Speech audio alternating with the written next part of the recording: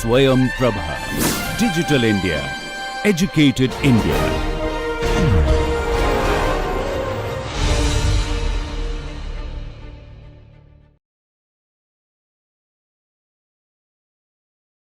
Welcome to the Swayam NPTEL course on Environmental Geosciences.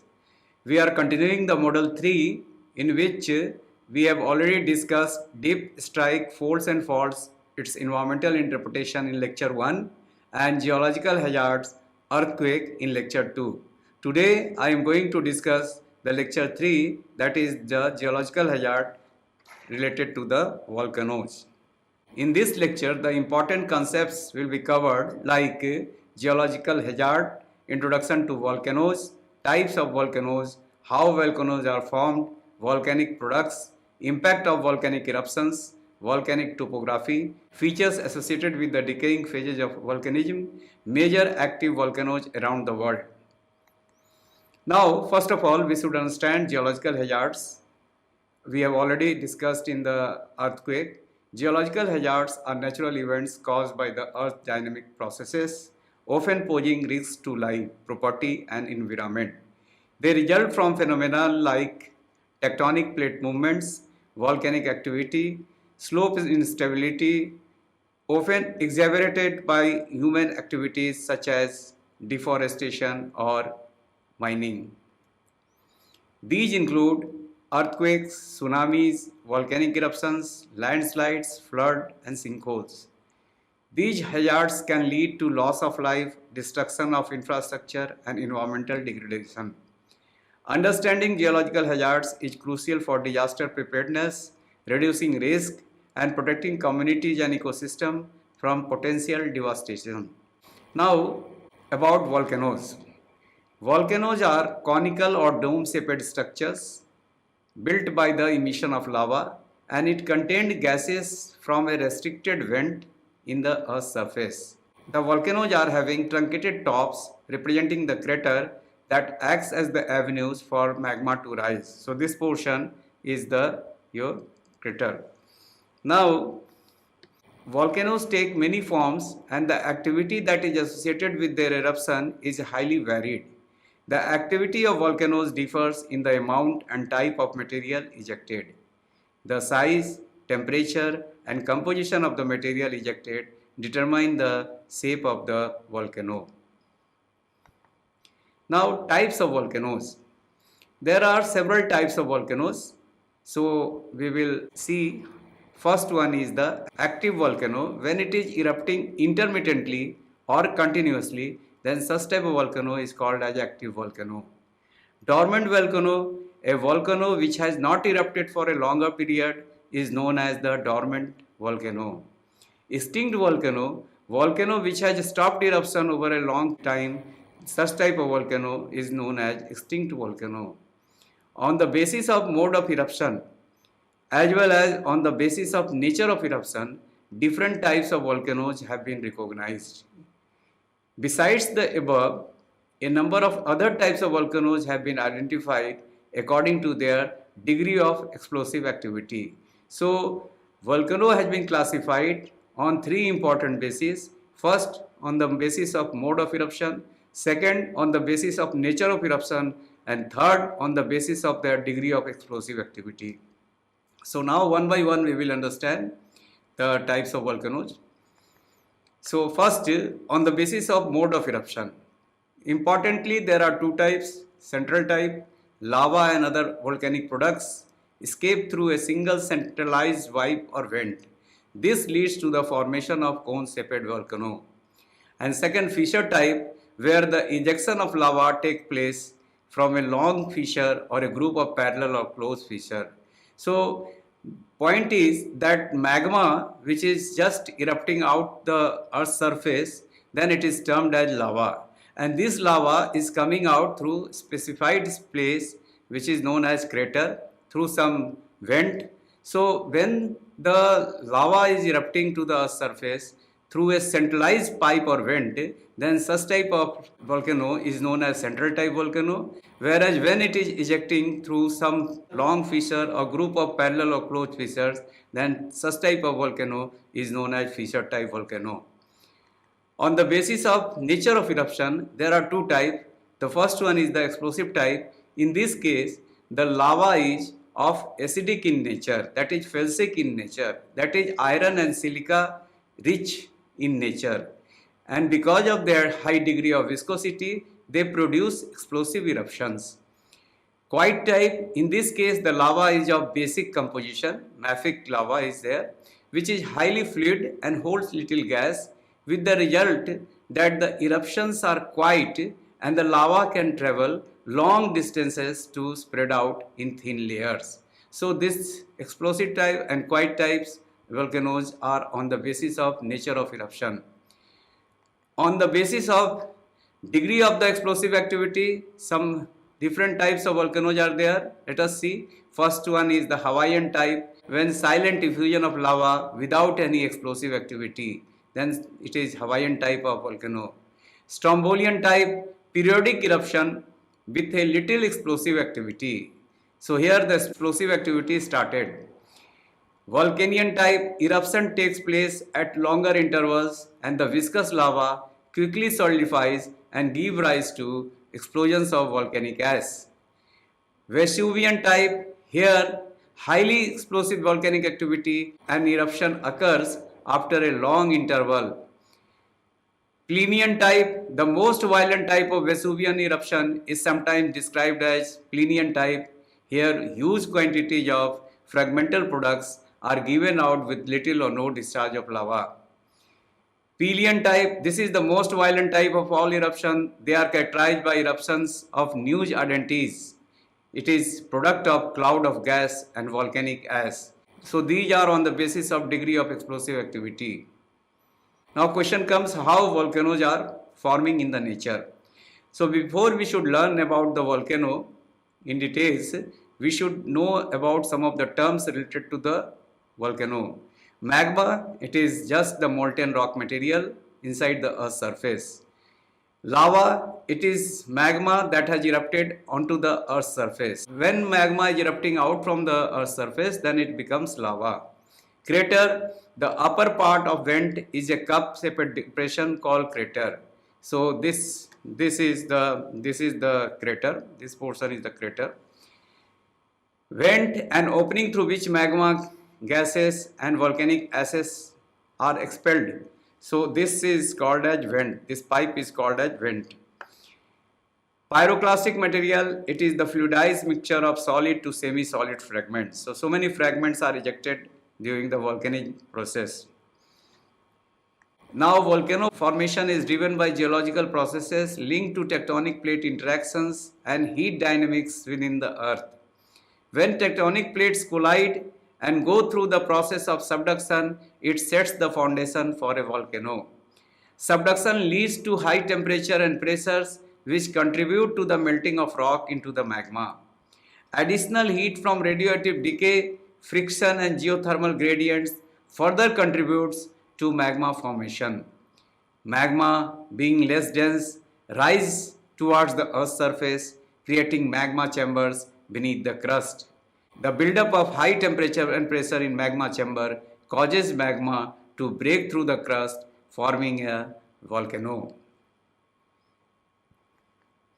Now, what are the volcanic products? Volcanic eruption comprises solid, liquid and gaseous material. So, about solid products. Fragments of rocks ejected during an explosive eruption are generally called as pyroclastic materials. The pyroclastic materials of various size grades are known differently as, first is the volcanic blocks or bombs. Diameter of the fragments is always above 32 millimeters.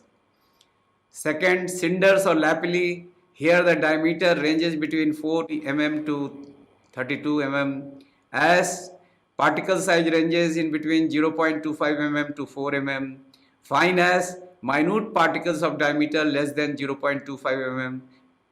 Tough rocks made of ash and fine ash are known as tuffs, and when the tuffs are welded, then it is known as ignimbrite. Agglomerates, pyroclastic rocks consisting mainly of fragments larger than 20 mm in diameter are known as agglomerates. These are about the solid products. Now liquid product. Liquid emissions from a volcano are generally known as lava. Lava of acidic composition are more viscous and less mobile than highly fluid basic lavas. Fluid lava results in calm eruptions as they allow the dissolved gases to escape freely. In viscous lava, the gases do not escape freely, they frequently build up an internal pressure to produce a violent eruption. Gaseous product. The most important constituent of volcanic gases is steam. It forms nearly 90% of total gas content. The other chief gases in the order of abundance are carbon dioxide, nitrogen, sulfur dioxide, and smaller amounts of hydrogen, carbon monoxide, sulfur, and chlorine. The density of magma and molten lava is reduced by the presence of dissolved gases. So these are about the product, solid, liquid and gaseous product during the volcanic eruption. Now impact of volcanic eruption. The effect of volcanic eruption can be divided into primary and secondary effects. The primary effects are immediate and come from the eruption itself. Volcanic gases, lava flows and pyroclastic flows are some of the primary effects which can be seen. Now volcanic gases, all magma contains dissolved gases. These gases are mainly steam, carbon dioxide and compounds of sulfur and chlorine.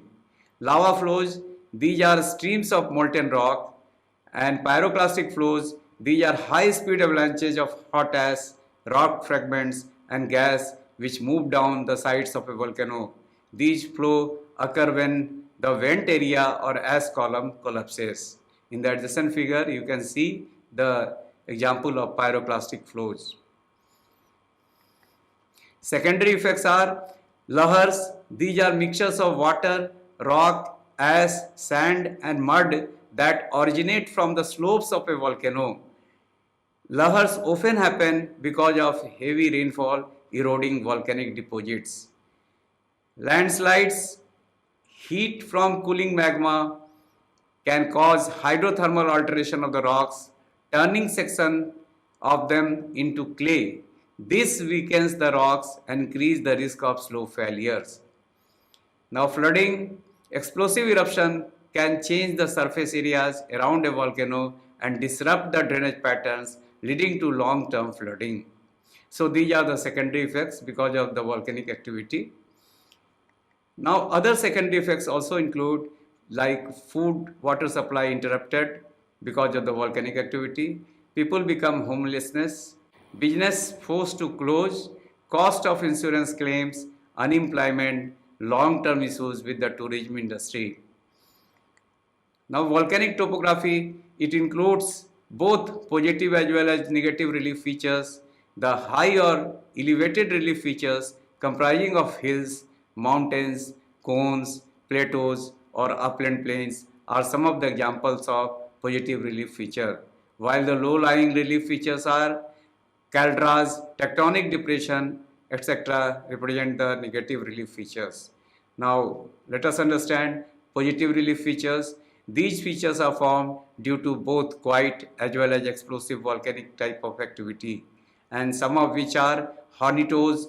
These are very small lava flows, driblet cones. The most acid lava often give rise to quite small conelets and are known as driblet cones. Cinder cone, these are volcanoes of central type of eruption, steep sided with uniform slopes of about 30 degree to 40 degree. Figure is given here. Sealed volcanoes, these are made up of lava alone and due to quiet type of eruption whereby piling up of flow after flow of fluid lava, a rounded dome-like mass is produced. Such type of structure is known as sealed volcanoes. Composite cone, these are made up of alternatively of pyroclastic material and lava. Due to rude stratification, these are known as stratovolcanoes. Negative relief features. These are caldras. Sometimes because of violent volcanic eruption, the entire central portion of the volcano is destroyed and only a great central depression named as caldera remains. The calderas may also be formed due to erosion and enlargement of the crater. Lava tunnels, the more mobile lavas of basic composition, when erupted on the surface in the form of flows, quickly consolidate and form a solid crust, while the interior may still remain fluid. Under such conditions, the enclosed fluid lava drain out through some weak spots lying at the periphery of the flow, forming what is known as lava tunnel. Cone in cone topography, after an explosion destroys an existing crater, a new built smaller cone with its own crater is built up. This is known as cone in cone topography. Features associated with the decaying phases of volcanism. The first feature is fumaroles. These are fissures or vents through which volcanic gases are ejected. Fumaroles emitting sulfurous vapor and are called as sulfaturous, and those which emit carbon dioxide and boric acid vapor are known as moffats and sapphoni respectively. Hot spring, these are fissures through which hot water escapes. The water usually gets heated with increased temperature below, may be magmatic or radioactive heat. Calcareous deposits formed from hot spring are known as travertine or tufa, and similarly siliceous deposits are called as siliceous centers. Geyser, hot spring ejecting boiling water and steam at regular intervals are known as geysers. Siliceous deposits formed around geysers are known as geyserite. Pseudo-volcanic features, mud volcanoes, meteor craters are of non-volcanic origin and are example of pseudo-volcanic features. Major active volcanoes around the world, you can see they are concentrated in a narrow belt called circum-Pacific ring of fire, where the volcanoes are located on the high young folded mountains. Other volcanic areas include the scattered areas in the Pacific, particularly the Hawaiian Islands, a belt that includes Arabia, Madagascar and the rift valleys of Africa, the Mediterranean belt, Andaman Nicobar Islands, etc. So now just concluding the lecture, the first we have discussed about the volcano. Volcanoes are conical and dome-shaped structure formed by the emission of lava and gases from the Earth's surface with activity varying in eruption type and material ejected. Causes of volcanism. Volcanic activity results from tectonic plate movements, magma chamber pressure, radioactive heat and the subduction of plates that cause magma to rise and erupt as lava. Types of volcanoes. Volcanoes are classified by mode of eruption and nature of eruption and with a specific type, just that is the degree of explosive activity. Fourth, volcanic products and impacts. Volcanic eruptions release solid, liquid and gaseous materials. Their impact includes primary effects like lava flows, pyroclastic flows and secondary effects like lahars, landslides and flooding, etc. Thank you very much to all.